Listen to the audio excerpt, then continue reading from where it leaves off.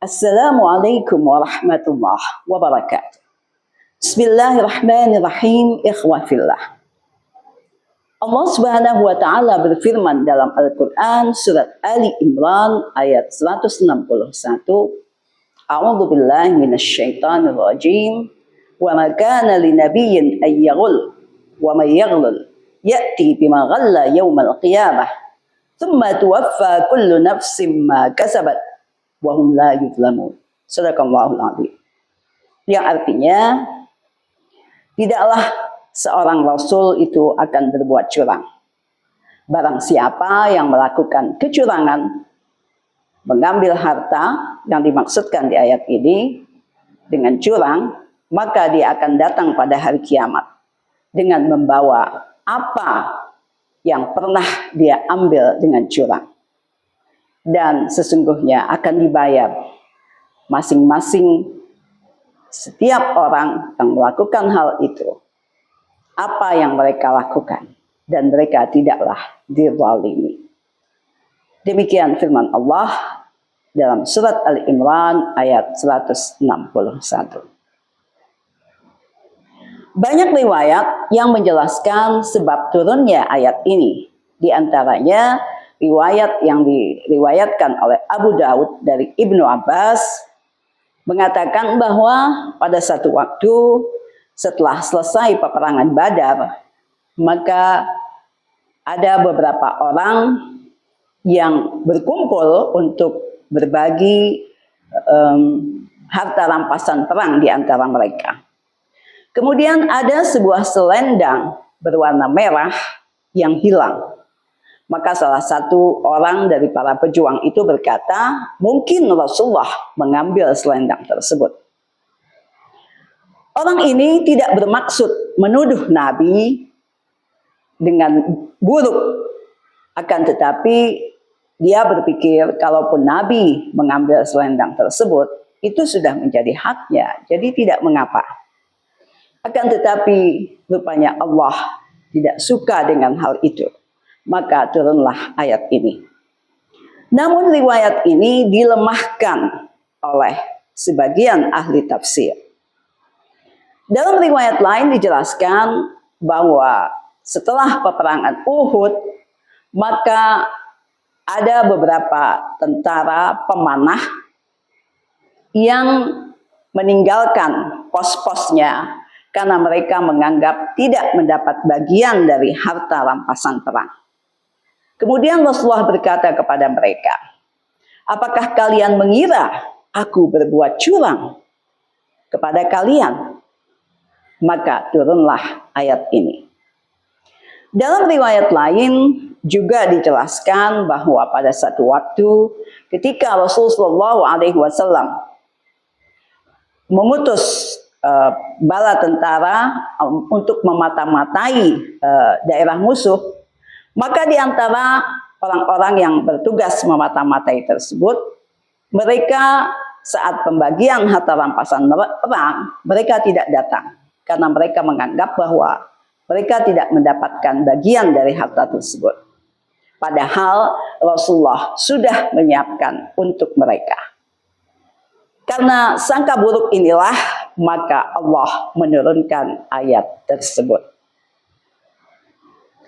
Jadi jelaslah bahwa Allah Subhanahu wa taala dengan ayat di atas tadi bermaksud memberikan penekanan kepada kita, memberikan keyakinan kepada kita bahwa seorang rasul, apalagi Nabi Muhammad SAW sebagai nabi pilihan, tidaklah mungkin beliau berbuat curang.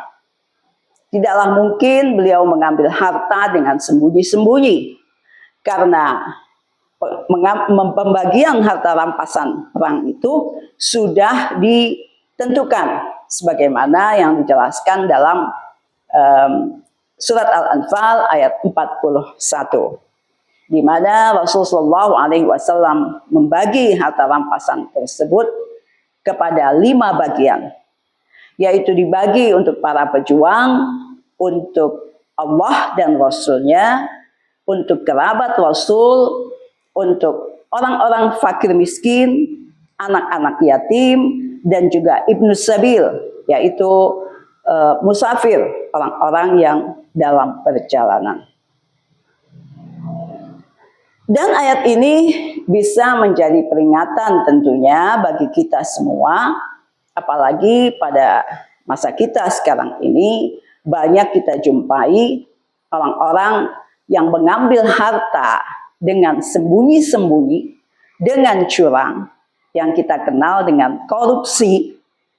Apakah yang diambil itu harta negara ataukah harta perusahaan? Yang jelas, dia mengambilnya dengan cara yang tidak halal. Padahal banyak di antara mereka yang sudah memiliki harta yang banyak. Mereka adalah orang-orang kaya, namun tidak juga merasa puas. Sehingga mereka pun korupsi, mengambil harta yang bukan miliknya.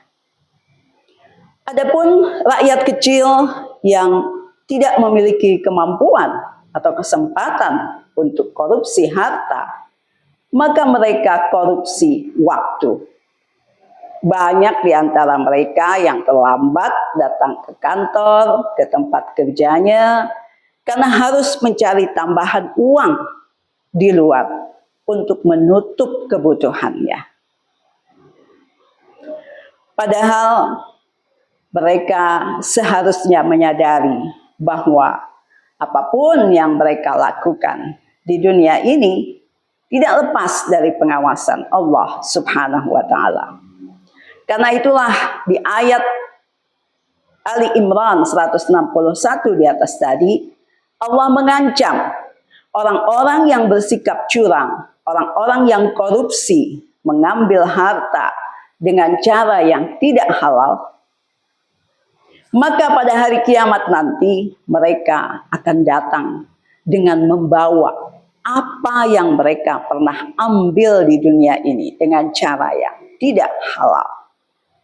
Kalau di dunia mereka bisa sembunyi, akan tetapi di akhirat mereka sendirilah yang akan membawa harta tersebut, dan mereka sendirilah yang akan menunjukkannya, harta-harta yang haram tadi, di persidangan Allah Subhanahu wa Ta'ala.